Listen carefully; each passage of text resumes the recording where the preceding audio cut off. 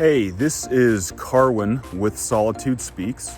Again, out here in nature on a trail in a park. And I found this great pathway that leads up to, I'm not exactly sure where, but I want to go all the way up to the top.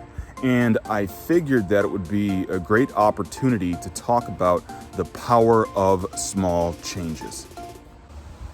When we want to make big changes in our lives, whether that's us losing weight and getting a better body or exercising more to become stronger, getting paid more, getting a promotion at work, or anything that we think would improve our quality of life, we often have a tendency to want to make changes in one fell swoop. However, making changes in one fell swoop tends not to work. Changing too much doesn't work for our bodies, which want comfort and security. Moving in too quick of a fashion toward a goal that our bodies aren't familiar with just adds too much stress to our bodies and throws us out of homeostasis. So we move back into comfort and away from the change that we need to take in order to create a better life. Our minds don't like change either. A lot of change requires that we change our notion of who we are so that we can become the type of person that is capable of living a different, higher quality of life. And then in addition to that, big change is just hard and it makes us feel insecure as it pushes us out of our comfort zone. So despite the fact that we might push forward in one fell swoop to make big change, it tends not to work. It tends to demoralize us. So as I'm standing here in front of this large pathway that leads up to a higher level, a higher elevation, I might want to just bolt up these stairs in one fell swoop, but I might get too tired, I might get demoralized, and I might give up halfway up the path right here.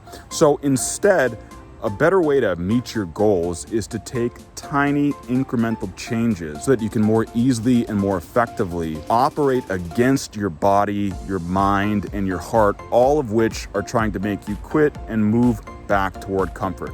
So I want to talk to you a little bit about how you can use the power of small changes to make elevating your life a little bit easier. So let's go upward and see how this works.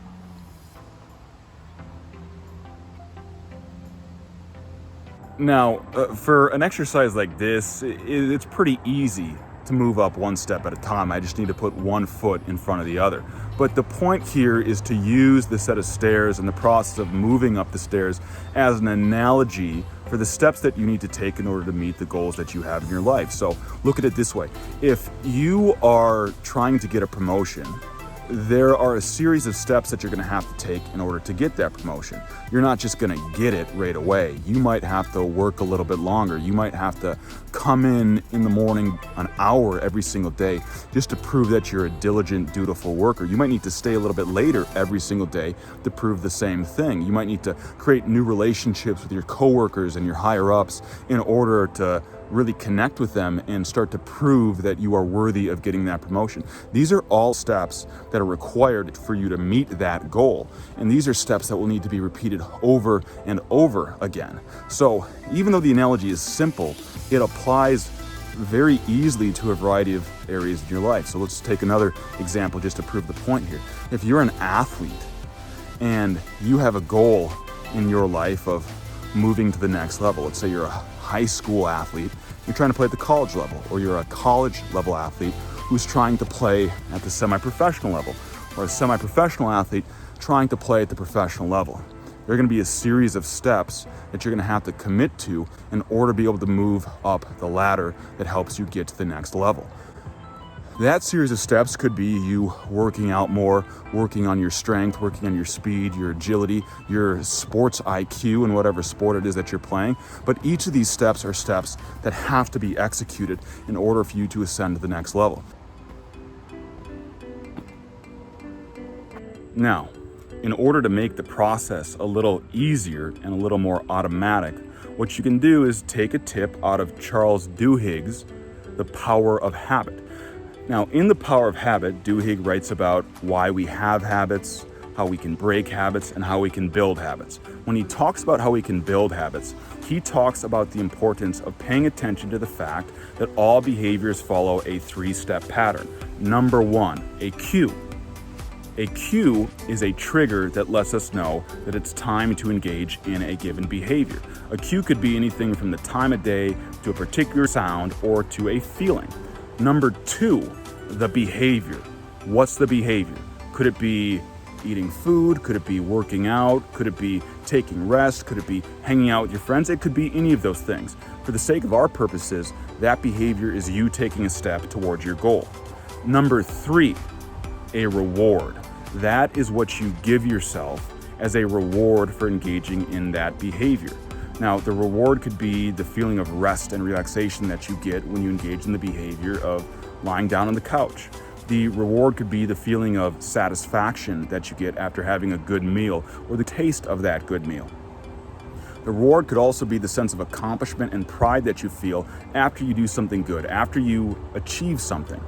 For our purposes, in order to reinforce steps toward a goal, we need a cue for the behavior that leads to that goal. Then we need to engage in the behavior that leads to that goal itself. And following that, what we need to do is we need to reward our behavior.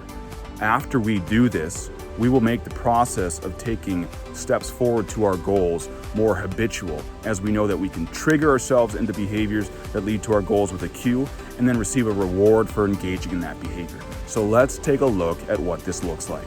A cue, a thought. I should probably do something to improve my life. A behavior, a reward.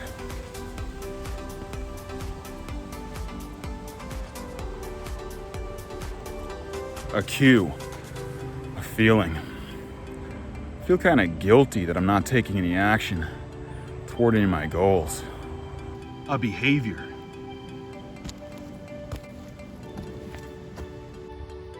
A reward. A cue, an observation. Wow, everyone around me seems to be on another level. Here I am behind. I need to level up. A behavior. Another reward, there we go. A desire.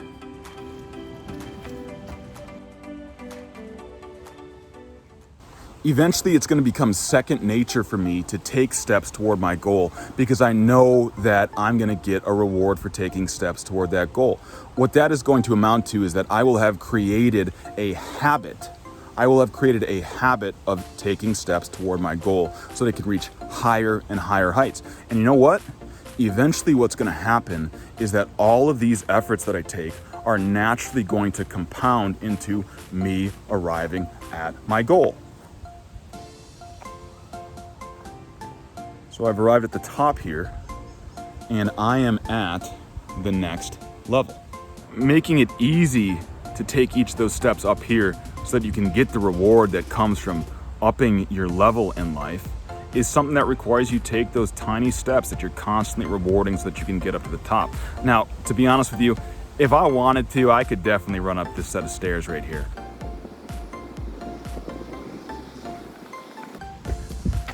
I told you I could do it, but it would be harder and I'd be more likely to not want to do it. If I make the process easy by taking it one step at a time and giving myself a reward for each step that I take up, I'm going to want to continue going up again and again and again and again. And that's the trick of making growth easier. That's the trick of making change easier. You can make difficult change palatable, even enjoyable, if you know how to do it in the right way.